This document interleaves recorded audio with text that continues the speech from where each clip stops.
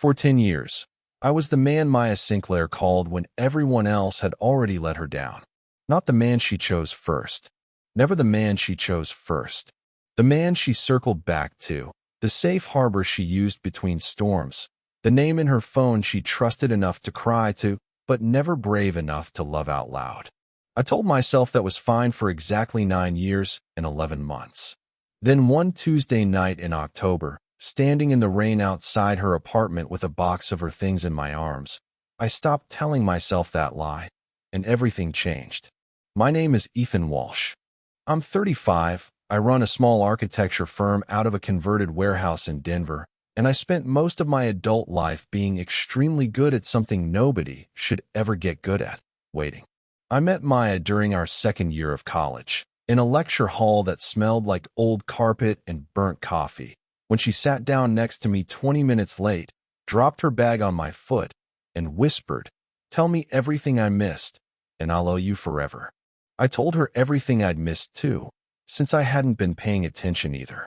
She laughed loud enough that the professor stopped mid-sentence to glare at us, and something about the way she didn't seem embarrassed by that, the way she just grinned and mouthed sorry without meaning it even a little, made me like her instantly and completely, the way you like whether you can't control.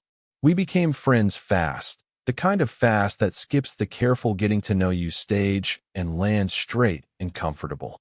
Within a month, we had a routine. Tuesday and Thursday lunches at the sandwich place with the terrible service and the perfect bread. Study sessions that turned into 2-hour tangents about nothing. Late-night phone calls when neither of us could sleep, talking about nothing important until the nothing important became the most important part of my week.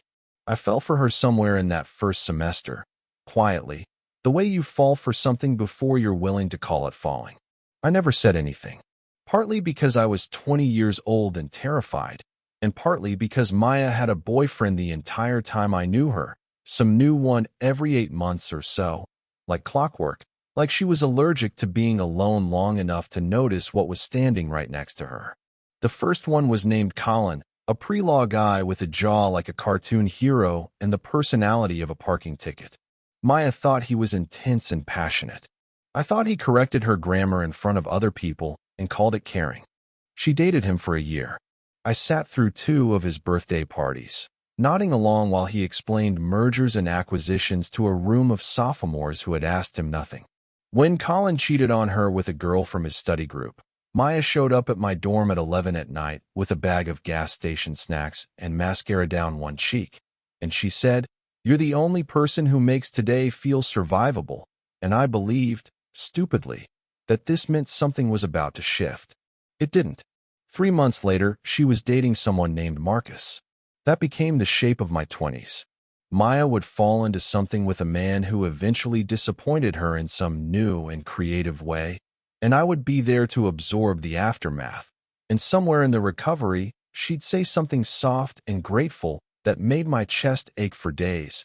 And then, right when I let myself believe it meant anything, she'd meet somebody new and the cycle would start over.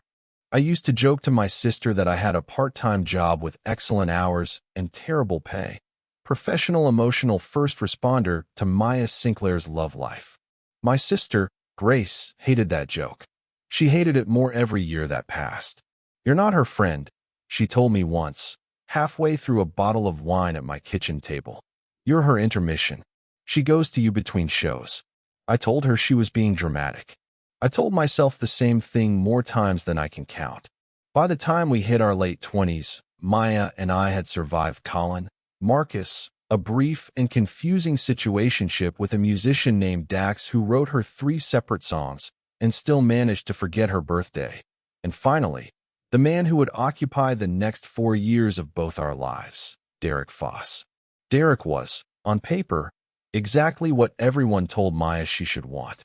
Good job in finance, good teeth, good posture, the kind of confidence that made rooms quiet down when he walked in, not because he demanded it, but because he expected it. And people have a way of handing confident men whatever they expect. I hated him within the first 10 minutes of meeting him, not because he was cruel. He wasn't, not obviously, but because he had a habit of finishing Maya's sentences for her in a way that made her stop finishing her own thoughts out loud. I watched it happen over 3 years, slowly, the way water wears down stone. Maya got quieter around him. Not sad exactly. Smaller. I never said anything about that either. It wasn't my place, I told myself. I was the friend. Friends don't get a vote. Derek proposed at the end of their 3rd year together, at a restaurant with a view of the mountains, in front of both their families, with a ring that probably cost more than my car. Maya called me that night, voice high and bright in a way that didn't sound entirely like her, and said, "Ethan, I'm engaged." And I said all the right things. "Congratulations. I'm so happy for you. He's a lucky guy." And every single word tasted like chewing on tinfoil. I went to the engagement party. I smiled through it. I even gave a short toast when Maya's father, half a bottle of scotch deep, decided the best man's job apparently belonged to whichever male friend had known her longest, which happened to be me. I stood up in front of a room full of people who all assumed I was simply a very devoted friend, and I said something warm and generic about how lucky Derek was to be marrying someone with a heart that big. And Maya looked at me across the room with an expression I couldn't read, something between gratitude and confusion, like she'd heard a note underneath the words and couldn't quite place the song. The wedding was supposed to happen the following spring. It never did. I found out why on a Tuesday night in October, 9 years and 11 months into knowing her, when Maya showed up at my apartment door at 9:30 with a suitcase, no coat, and rain soaking through her hair like she'd walked the whole way instead of driving. "Can I stay here for a few days?" she said. It wasn't really a question. Her voice had that flat, exhausted quality that told me this wasn't a small thing. I stepped back to let her in without asking a single question first, because that was always the rule between us. Shelter first. Explanation whenever she was ready. No interrogation at the door. I'd learned that rule a decade ago and never once broken it. She sat down on my couch, dripping onto the cushions, and stared at her hands for a long moment before she said, "I found messages on his phone. Not even hidden well. He wasn't even trying to hide it well. Ethan, that's the part that gets me. Like he didn't think I was paying enough attention to notice." I sat down across from her, not too close, the careful distance I'd perfected over 10 years of being exactly what she needed and nothing more than that. "How long?" I asked. 8 months, she said. 8 months, and I was picking out centerpieces. I didn't say anything cruel about Derek, even though every instinct in me wanted to. I didn't say "I told you so," even though some small, tired part of me had been saying it silently for 3 years. I just got her a towel and made her tea she didn't drink, and let her cry into a couch cushion until midnight, when she finally fell asleep sitting upright, and I covered her with a blanket and went to bed in the spare room telling myself, again, that this was fine, that this was simply what I did, that some men fix cars, and some men coach Little League, and I comfort Maya Sinclair after her relationships collapse. And that is a perfectly acceptable way to spend a decade. Grace called me the next morning before I'd even had coffee. Word traveled fast in our small circle of friends. "She's staying with you," Grace said. It wasn't a question either. "For a few days." "Ethan, don't." "I'm going to say it anyway, because somebody has to, and I'm tired of being the only one. You cannot keep doing this. You cannot keep being the place she lands every time somebody else drops her. That's not friendship. That's a pattern, and patterns like that don't end on their own. They end because one person finally stops participating." I told her I'd think about it. I did not think about it. Not seriously, not that week. Because that week Maya needed someone to help her cancel a wedding. And canceling a wedding turns out to be a strangely enormous amount of administrative labor. And somehow I became the one calling caterers and florists and a string quartet that had already been paid a deposit, because Maya could barely get through a phone call without her voice cracking. And I have always been better at logistics than most people are at feelings, so it made sense. It made so much sense for me to handle it. 3 weeks in, Maya was still on my couch, technically looking for her own place, but not looking very hard. And something had shifted in the apartment that neither of us named out loud. She started leaving her coffee mug in my sink like it belonged there. She started humming while she cooked in my kitchen, badly, off-key, and I started looking forward to that sound more than I wanted to admit. We fell into an evening rhythm, dinner together, a show neither of us really watched, conversation that stretched long past when either of us should have gone to bed. It felt, for the first time in a decade, like something that wasn't temporary. I almost said something during that stretch. I came close twice. The first time was a Thursday night, both of us on the couch, the TV throwing blue light across the room, Maya's feet tucked under a blanket beside my leg, close enough that I could feel the warmth of her through the fabric. She looked over at me out of nowhere and said, "You know, you're the only stable thing that's ever happened to me." My heart did something complicated and painful. "Is that a compliment?" I asked, keeping my voice light, the way I always kept my voice light when the ground underneath a conversation with Maya started to shift. "It's the truest thing I know," she said, and for one full second I thought, this is it. This is the door opening. Walk through it.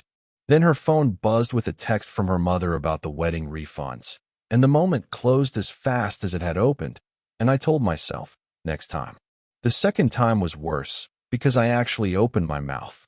We were doing dishes, her washing, me drying, an old domestic choreography we'd fallen into without discussing it. And I said, "Maya, can I ask you something?" And she said, "Always," without looking up from the sink. And I said, "Do you ever wonder why I never dated anyone seriously? All these years." She went still for a second, water running over her hands. And then she laughed, a short, nervous laugh that didn't sound like her usual laugh at all. "I don't know, Ethan. Bad luck? You're picky?" And there was something underneath the joke, something that told me she knew exactly why, that she'd always known, and was choosing, deliberately, not to look at it directly, the way you don't look directly at the sun even when you desperately want to see it. I let the moment pass. I always let the moment pass. That was the design flaw in me, the thing Grace kept pointing at, the reason I'd spent a decade as somebody's emergency contact instead of somebody's first choice. I was terrified that saying it out loud would end the only version of Maya's presence I'd ever gotten to have, and some broken, patient part of me had decided that a small, permanent piece of her was better than the risk of losing all of her by asking for more. 2 months after the breakup, Maya found her own apartment, 4 blocks from mine, close enough that we still saw each other constantly, far enough that the couch arrangement quietly ended without either of us discussing it. I told myself I was relieved. I was lying to myself about that, too. For the next several years, that became our new normal. Not living together, not exactly dating, but never really apart either. We had dinner most weeks. We were each other's +1 for weddings and work events. When my father had his heart surgery, Maya sat in the hospital waiting room with me for 11 hours, holding my hand so tight I had marks the next morning. And when she said, afterward, quietly, "I don't know what I would have done if something happened and I wasn't here," I almost told her the truth right there in that sterile hallway with the fluorescent lights buzzing overhead. I almost said, "I have loved you since a lecture hall in college, and I have been waiting for you longer than either of us wants to admit. And I am so tired of being the man you come to instead of the man you choose." I almost said all of it. Instead I said, "I'm glad you were here too," and squeezed her hand back, and let the moment close, again, the way I always let it close. Because here's the thing about being somebody's backup plan. You don't get chosen out of nowhere. You get chosen slowly, in small increments, in the spaces between other people, and every time you accept one more increment instead of demanding the whole thing, you teach the other person that the increments are enough. I had spent 10 years teaching Maya that I would take whatever she had left over. I had gotten very good at the lesson. She had learned it perfectly. Before all that, though, there was a stretch of years I haven't mentioned yet, the middle years, the ones that quietly did the most damage because nothing dramatic ever happened in them. No cheating, no canceled weddings, just a long, slow accumulation of small moments where I chose to say nothing instead of everything. There was the year Maya's grandmother died, and I drove 4 hours each way to sit beside her at the funeral because her family assumed, correctly, that I would be there before they even had to ask. I held the umbrella over both of us at the graveside while her actual boyfriend at the time, a guy named Preston who sold commercial real estate and talked about square footage the way other people talk about their children, stood 20 feet back checking his phone because he'd, in his words, never been great with cemeteries. Maya cried into my shoulder for most of that afternoon, and when we finally got back to her parents' house, she pulled me into the kitchen and said, quietly, so no one else could hear, "Thank you for always being the one who shows up." I told her that was what friends were for. I did not tell her that I would have driven 40 hours, not 4, if it meant standing exactly where I was standing. There was the year I broke my ankle skiing, badly enough that I needed surgery, and it was Maya, not whichever boyfriend she had at the time, who slept on a cot in my hospital room for 2 nights, who fed me terrible cafeteria pudding and made me laugh hard enough that a nurse asked us to keep it down. My mother pulled her aside in the hallway at one point, thinking they were out of earshot, and said, "You know he's in love with you, right? Everyone knows. Everyone except apparently you too." Maya told me about that conversation years later, long after we were finally together, and admitted that at the time she'd laughed it off to my mother's face and then sat in her car in the hospital parking garage for 20 minutes afterward, not driving anywhere, just sitting with a feeling she wasn't ready to name. There was the year I almost moved to Seattle for a job that would have tripled my salary and effectively ended whatever strange orbit Maya and I had built around each other.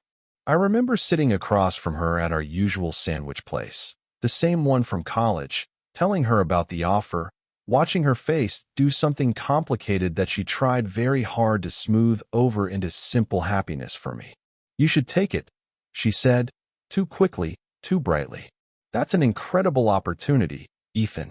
Then, almost as an afterthought, staring down at her plate instead of at me, she added, "I'd miss you, though. More than I probably should admit." I turned the job down 2 weeks later. I told my parents it was because Denver was home, because my firm here had potential, because I wasn't ready for that kind of change. All of that was true. None of it was the real reason. The real reason was 5 words long and sitting across the table from me in a booth with cracked vinyl seats, and I wasn't brave enough to say them out loud even then.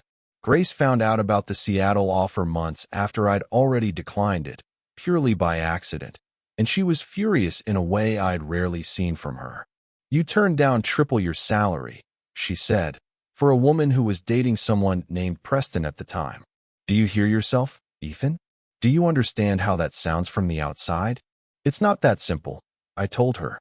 "It's exactly that simple," she said. "You've just decided it isn't, because simple would mean admitting how much of your life you've already spent waiting." I didn't have a good answer for her then. I don't think I had a good answer for myself either. Not really, not for years. The men kept coming, though less frequently now, spaced further apart, each one a little more serious than the last. Like Maya was working her way up some invisible ladder toward a version of stability she thought she was supposed to want. There was Julian, a doctor, kind but perpetually exhausted, who lasted a year and a half before deciding long-term relationships weren't compatible with his residency. There was a period after Julian where Maya didn't date anyone for almost 8 months, and those 8 months were the happiest stretch of my adult life. Even though I'm ashamed to admit that now, because I know exactly what that says about me. During those 8 months, we went to the mountains together for a long weekend, just the 2 of us, and sat by a fire on the second night. And Maya looked at me across the flames and said, "I don't know why I keep dating men who feel like work when the easiest relationship in my whole life has been sitting right here the entire time." I didn't sleep that night. I lay awake in the small cabin bedroom listening to her breathe in the next room, replaying that sentence over and over, trying to decide if it was an invitation or just an observation, trying to work up the courage to walk across that hallway and ask her directly. I didn't. Morning came, and the moment had that particular fragility that daylight brings to things said by firelight, and neither of us mentioned it again. Then came Derek's replacement, a man named Sawyer, and this one lasted the longest of all of them. 3 years. Long enough that I genuinely started to believe I had missed my window permanently, that whatever strange, patient hope I'd been carrying for over a decade had finally expired, that I needed, as Grace kept telling me with increasing bluntness, to actually start living my own life instead of orbiting somebody else's. Sawyer was, if I'm being fair, an upgrade from Derek in almost every measurable way. He was a high school teacher, patient, funny in a self-deprecating way that made him easy to be around, and he genuinely seemed to listen when Maya spoke instead of waiting for his turn to talk. I wanted to hate him. I tried, for a few months, to find some obvious flaw I could point to the way I'd pointed to Derek's habit of finishing her sentences. I never really found one, and that scared me more than any flaw would have. If Sawyer was a good man, if Sawyer actually made her happy in ordinary, sustainable ways, then maybe the problem had never been the men at all. Maybe the problem was that Maya simply hadn't chosen me, and never would, and I had spent a decade mistaking her comfort with me for something it was never going to become.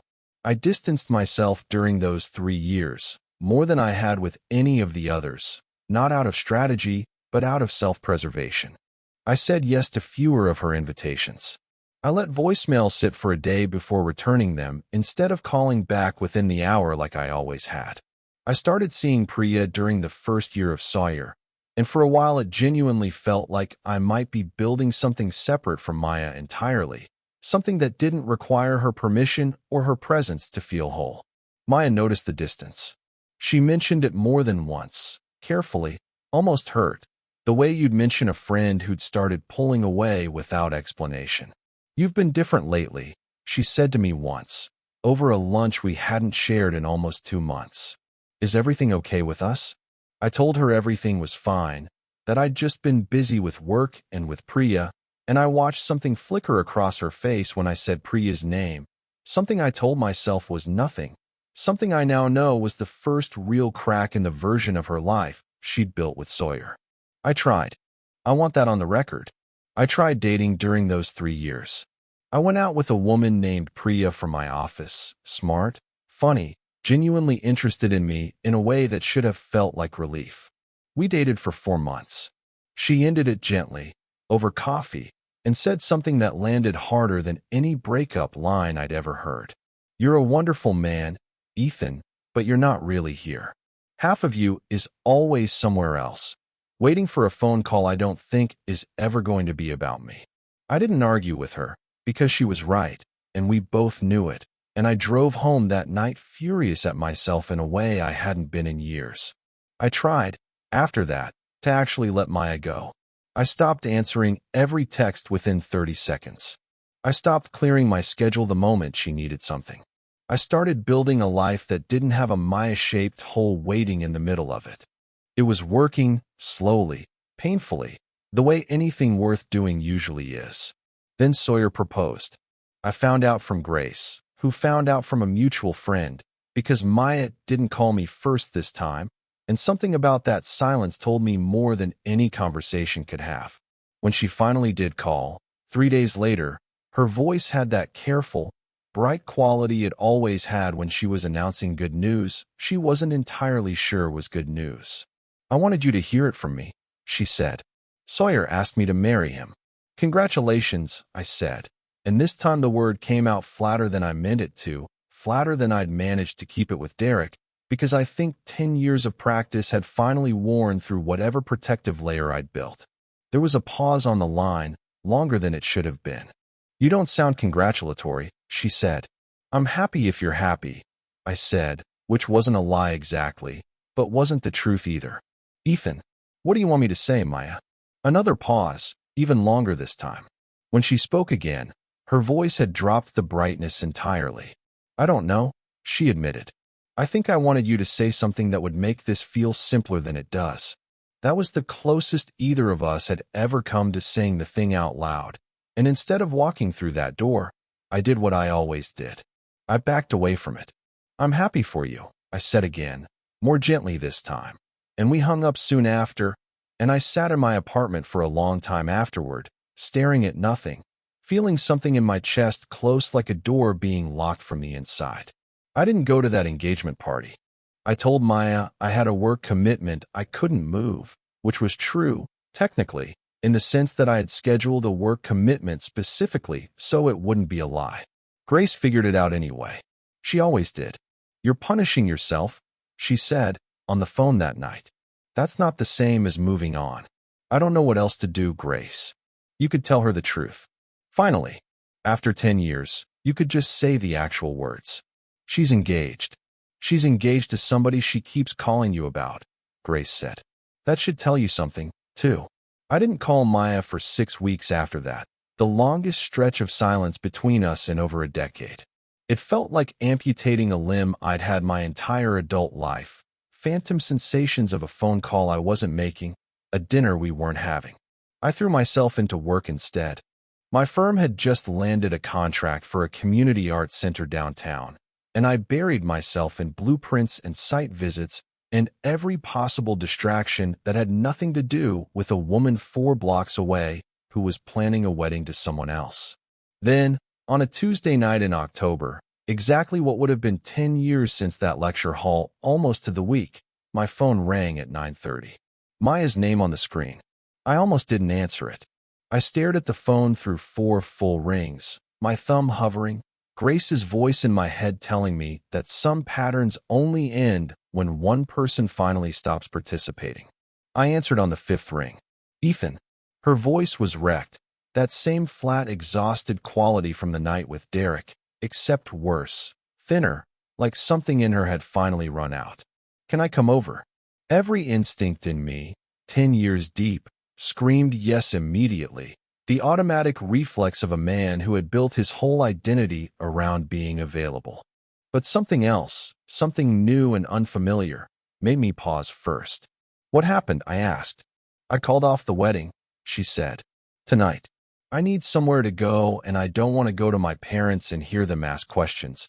And I don't want Grace, no offense to Grace, but she'll tell me things I'm not ready to hear yet. And you're the only person I actually want to see right now." I told her to come over. Old habits, 10 years of muscle memory, don't disappear in 6 weeks of silence. She showed up 20 minutes later in the rain, no umbrella, carrying a single box of things she'd apparently grabbed on her way out of Sawyer's apartment. And when I opened the door and saw her standing there, soaked through, mascara down one cheek exactly the way it had been a decade earlier with Colin and 3 years earlier with Derek, something in me finally broke in a different direction than it usually did. Not toward comfort, toward exhaustion. I took the box from her arms without a word and set it inside the door, and she stepped in past me, dripping onto the same floor she'd dripped onto years before, and started to sit down on the couch out of habit, and I said, before I could stop myself, "Maya, wait." She turned around, startled by something in my tone she wasn't used to hearing. "What's wrong?" "I need to ask you something before this goes any further, and I need you to actually answer it instead of changing the subject or getting a phone call at the exact right moment." Her face went through several expressions at once: confusion, wariness, something that looked almost like fear. "Okay," she said slowly. "Why did you call off the wedding?" She wrapped her arms around herself, rain still dripping from her hair onto my hardwood floor. "Because I was standing at the altar rehearsal tonight, practicing walking down an aisle toward a man I'm supposed to spend the rest of my life with. And the entire time, the only thing I could think about was whether you'd approve of the flowers." The room went very quiet. I could hear the rain against the windows, the hum of the refrigerator in the next room, my own heartbeat loud enough that I was sure she could hear it too. "Say that again," I said. "I was standing there," Maya said, her voice cracking now, the careful composure she'd walked in with finally giving way, rehearsing marrying Sawyer, and I kept thinking, Ethan would hate these flowers. Ethan would have picked something better. Ethan would know exactly what I actually wanted even when I don't say it. And I realized, standing right there in that stupid rehearsal dress, that I have spent 10 years comparing every single man I've ever dated to a friend I was too scared to actually choose. I didn't move. I was afraid that if I moved, I'd wake up from something that felt too good to be real after a decade of almost. I called Sawyer's mother. She continued, which is a strange sentence, I know, but she was standing right there, and I told her I couldn't do it. And then I told Sawyer in the parking lot, and he asked me why, and I couldn't even lie to him, Ethan. I told him the truth. I told him there was someone else I'd been in love with for longer than I've known how to admit, and that it wasn't fair to marry him while that was true. And he looked at me like he'd known it the whole time, like everyone has known it the whole time except me. 10 years, I said quietly, testing the words. 10 years, she said. Give or take a decade of me being an idiot. I need you to be very clear with me right now, I said, my voice steadier than I felt. Because I have spent 10 years being the man you come to after everyone else disappoints you. And I have loved every single minute of your company and hated almost every single minute of being second. And I cannot do one more round of this if it's going to end the same way it always ends, with you healing enough to go find somebody new. Maya crossed the room in 3 steps, closing the distance I'd spent a decade too afraid to close myself. And she took my face in both her hands, still cold and damp from the rain. There isn't going to be somebody new, she said. There's never going to be somebody new. I have spent 10 years running toward men who felt exciting and safe at the same time, chasing some version of certainty I thought I was supposed to want, and every single time, it fell apart, because none of them were ever what I actually wanted. You were. You've always been what I actually wanted. I was just too scared of losing you as a friend to ever risk asking for more.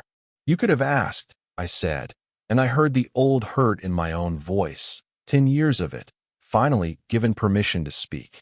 Any one of those nights, any one of those calls. You could have asked. I know, she said. I know, and I'm sorry, and I don't have a good enough excuse for how long it took me except that some people don't recognize the best thing in their life because it never once made them feel unsteady, and I mistook unsteady for love for way too long. I looked at her for a long moment.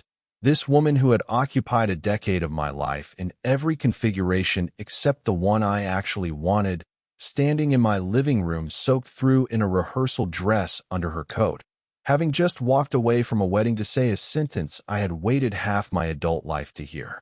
I need to say something, I told her, and I need you to let me finish before you say anything back. She nodded, eyes bright. Waiting. I have loved you since a lecture hall in college, I said. I have loved you through Colin and Marcus and Dax and Derek and Julian and Sawyer, through every single one of them. And I told myself for 10 years that loving you quietly from the sidelines was better than risking losing you completely by saying it out loud. I was wrong. I know that now. Being your backup plan for a decade wasn't safety. It was just slower heartbreak, spread out over 10 years instead of one bad night. I don't want to be your backup plan anymore, Maya. I don't want to be the soft landing you use between everyone else. I want to be the whole flight, start to finish, or I don't want any of it. I need you to understand that before you say anything else, because I can't survive one more cycle of this. Maya's eyes filled, but she didn't look away. Then let me finally say it right, she said. Ethan Walsh, I am not choosing you because everyone else failed. I am choosing you because for 10 years, every single person I dated was measured against you and lost, and I was too much of a coward to admit what that meant. I am choosing you first, not last, not backup, first. I kissed her then, finally, after a decade of almosts and closed doors and moments I'd let slip past out of fear, and it felt exactly the way I'd imagined it 1,000 times over 10 years, except better, because this time it was real, and this time there was no phone call about wedding flowers waiting to interrupt it. When we finally pulled apart, Maya let out a shaky laugh and pressed her forehead against mine. I ruined a wedding tonight, she said. You ruined the wrong wedding, I said. 10 years too early or exactly on time, depending on how you look at it. Exactly on time, she said. I think I needed all of it. Every wrong person, every bad decision, every single detour, just to finally understand what I already had standing next to me the whole time. I called Grace the next morning, mostly because I knew she'd never forgive me if she heard it from anyone else. She was quiet for a full 3 seconds after I told her, which for Grace is basically a stunned silence of biblical proportions. Finally, she said, 10 years, Ethan. 10 years, and I had to watch you hand that woman a decade of your life for free. You could sound a little happier about it. I am happy, Grace said. I'm also annoyed on your behalf, retroactively, for approximately 120 months. Both things can be true.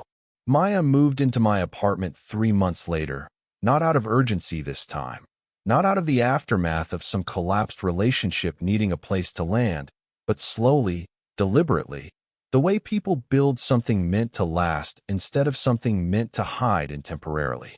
She brought her own coffee mug, the one that had lived in my sink years earlier during the Derek fallout, and set it in the cabinet like it had simply been on loan the whole time, waiting to come home properly. We got married 18 months after that Tuesday night in the rain, in a small ceremony with actual flowers I helped pick out this time. And during the reception, Maya's father, the same man who'd handed me the best man toast a decade earlier without realizing what he was actually asking me to do, stood up and said, in front of everyone, I always wondered why she kept coming back to the same friend after every single relationship. Took me 10 years to realize she wasn't circling back to a friend. She was circling toward the answer the whole time, and it just took her a decade to stop overthinking it. Maya squeezed my hand under the table and whispered, he's not wrong. No, I said, he's not. These days, when people ask how we ended up together after knowing each other for over a decade, Maya tells them the short version, that we were best friends who finally figured it out. I tell the longer version, the true one, that I spent 10 years as her backup plan and almost let that be enough, and that the bravest thing either of us ever did wasn't falling in love. It was finally saying it out loud after being terrified of it for far too long. Sometimes at night, when the apartment is quiet and Maya's asleep with her head on my shoulder, I think about that lecture hall and Colin's parking tickets disguised as personality and Derek's unfinished sentences and every single almost moment I let close instead of walking through. And I think about how close I came to letting an entire decade slip by without ever saying the one sentence that would have changed everything years earlier.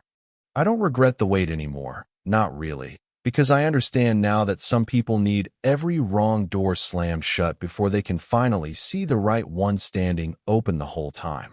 But I'll tell you this much. If you're someone's backup plan right now, if you're the person they call after everything else falls apart, the soft landing between other people's mistakes, you deserve more than being chosen last. You deserve to be someone's first thought, not their last resort. And if the person you love can't see that after 10 years, that's not a reflection of your worth. It's just proof you've been waiting at the wrong door. So tell me, would you have waited 10 years for someone the way I waited for Maya? And have you ever realized, maybe too late or maybe just in time, that you were somebody's backup plan the whole time? Tell me your story in the comments below. And if this one hit home for you, leave a like, subscribe, and I'll see you in the next video.